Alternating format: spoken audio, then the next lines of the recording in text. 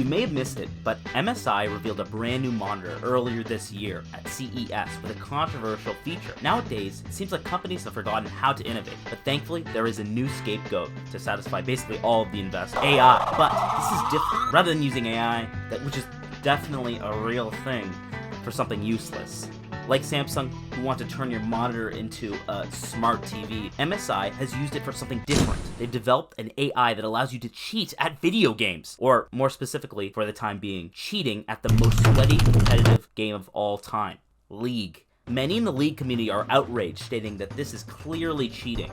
It's cheating. As far as I can tell, that's cheating. Completely I don't care impossible how you guys to of course can detect. try and argue the other side of it. And in the gaming community as a whole, many fear what havoc it will wreak on the esports scene. But newsflash, pal, esports have always been rigged, and today I'm going to finally prove it. But we're going to go straight to the top. Yes, that's right. We're gunning for Blizzard's pride and joy, League of Legends. And right here in my hand, I have the evidence all to back it up. But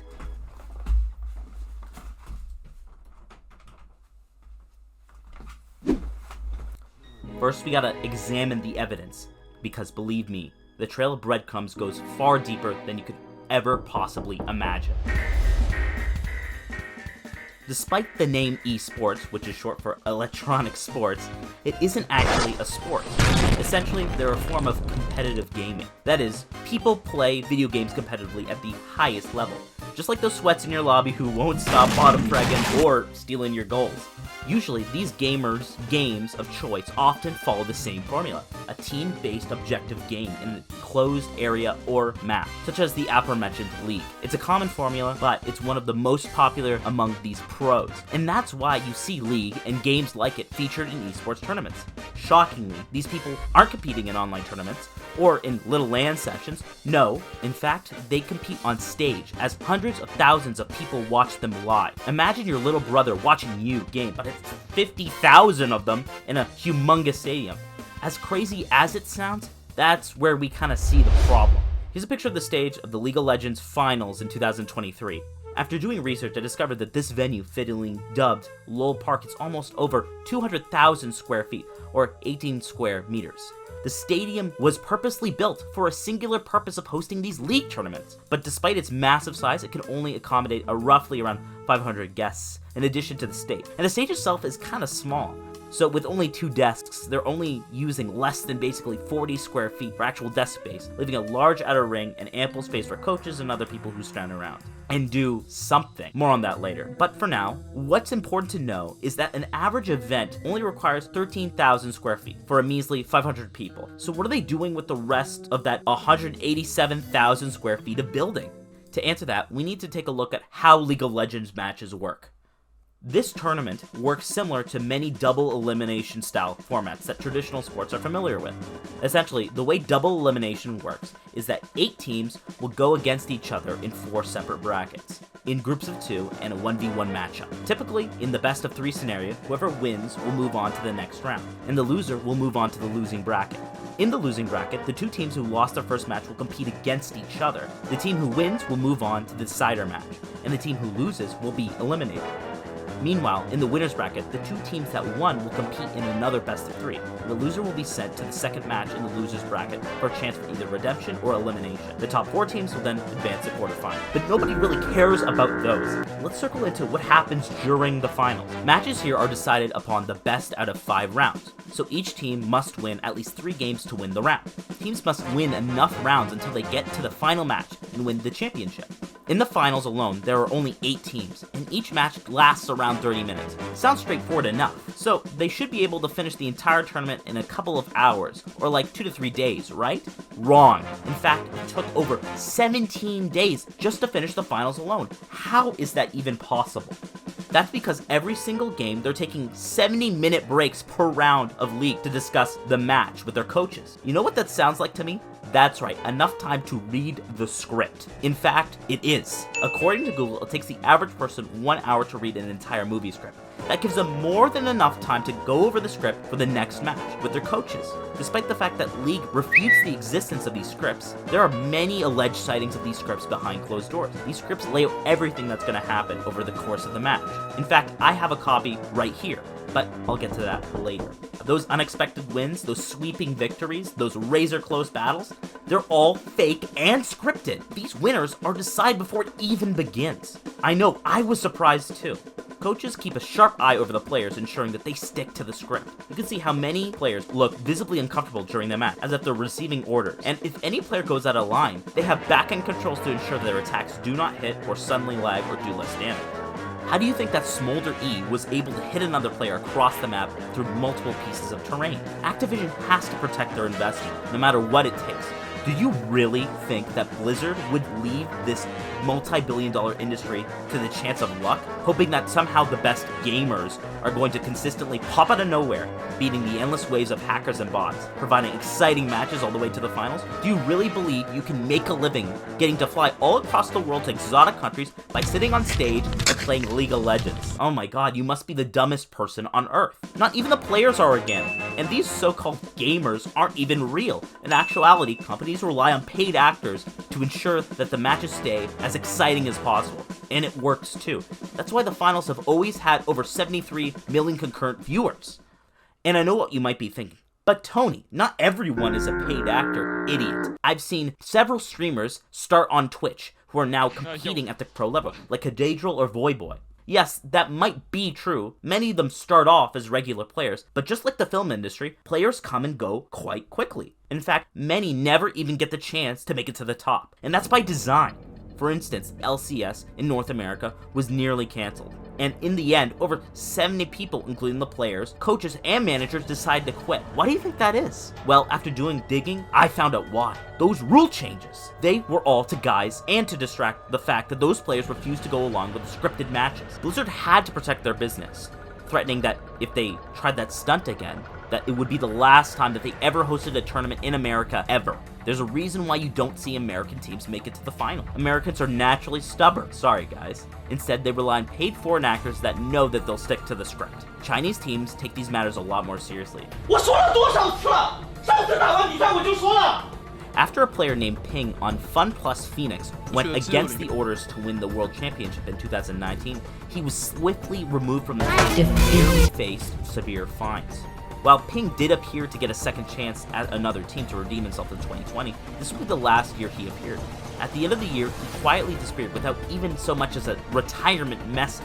He learned the hard way just how much Blizzard will fight for the industry that they have worked tirelessly and deviously to protect over the years. Their example now stands as a masterclass of deception that the esports industry has built its flawed foundation on. Right now, you're probably thinking, wait, why does it matter who wins? 2 words: money. Have you ever noticed that despite esports not being real, huge brands are always desperate to secure sponsorship with them? Mercedes, Red Bulls, Secret Lab, they're all willing to pay whatever it takes to make their brand look good. Thus, brands will pay Blizzard to ensure that their team comes out on top. Whatever pays the most will win the championship. It's literally the only way Blizzard can afford to run these massive stadiums. Someone needs to foot the bill. Esports have now become a multi-billion-dollar industry, but many players can't handle the stress of routinely delivering to the high standards the industry demands. So pros, or actors, rather come and go all the time. Even the best only manage a couple years tops, perhaps because the top isn't what they imagine. Like, I'm not gonna put myself through it all again. If that's the case, you're probably wondering, how do they get more players? One of Blizzard's core values is to spend player resources as their own. And one such resource is, of course, players' time. But how do they get a player's time? By implementing the same deceitful practice that they use in esports. Not the pro scene that's rigged, it's the regular game as well. But it's rigged in your favor. Let me show you what I mean. As you play your matches, the game has a difficulty curve. When you start playing the game, it baits you with dopamine by matching you against other new players, letting you win at first to encourage you to keep playing. It's kinda like gambling. Gambling is a form of gaming where you have to put money in every time you play. This is often known as betting. Similar to how you put in money when you go to a slot machine, when you play League, you're putting in something else, that previously mentioned resource, time. But just like gambling, they do everything to make sure that you never can get that time back. Casinos rely on rapidly changing algorithms to make sure that they continue to keep a profit, usually based on a payout ratio. Say for an instance, that they have a payout percent of 95%. On the surface, this looks like it means that 90% of all bids win. However, after doing some digging, I've discovered it actually means that if you bet $100, you would only win 95 back, on average. But in order to maintain that payout percent, the machine needs to detect the outlier and stop them. It's explicitly designed to stop that number from changing, meaning that the machine could catch a random scenario of outcomes that violates the payout percentage, such as a jackpot, and changes the result on the fly. Yes, that's right, casinos are literally stealing your jackpots just to maintain their precious profit margin.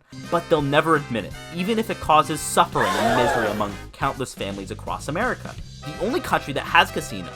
There's a reason why they say the house always wins, but new players often deviate from that rule, as casinos often let them win to keep them coming back.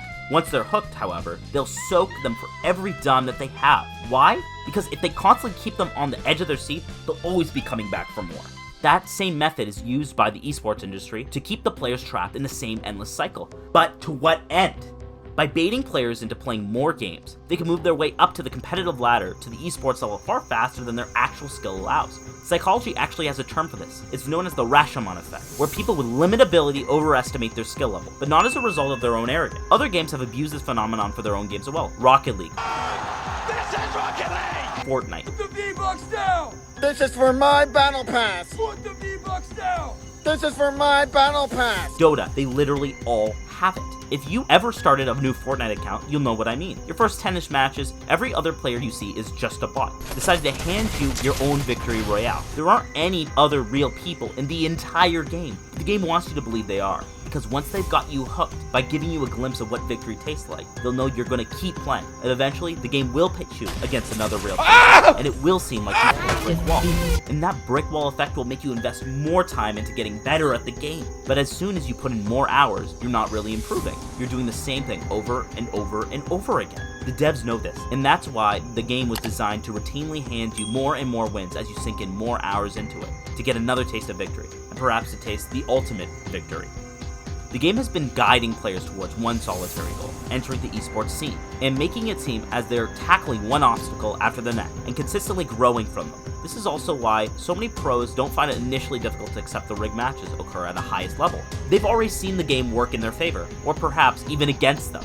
You remember that Chinese player I mentioned earlier that went rogue? His name was Ping. He experienced firsthand on the Chinese server where he would achieve master rank with 66 wins and 0 losses. But after he was kicked from the LPL League, he never won another match again. His losses among all the other so-called pros, failing against the behemoth, are not in vain.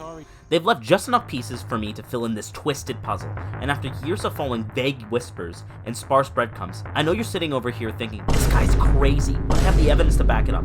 It's all in here.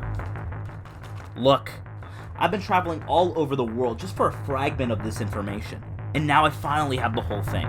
This classified dossier was sent to me by a retired pro.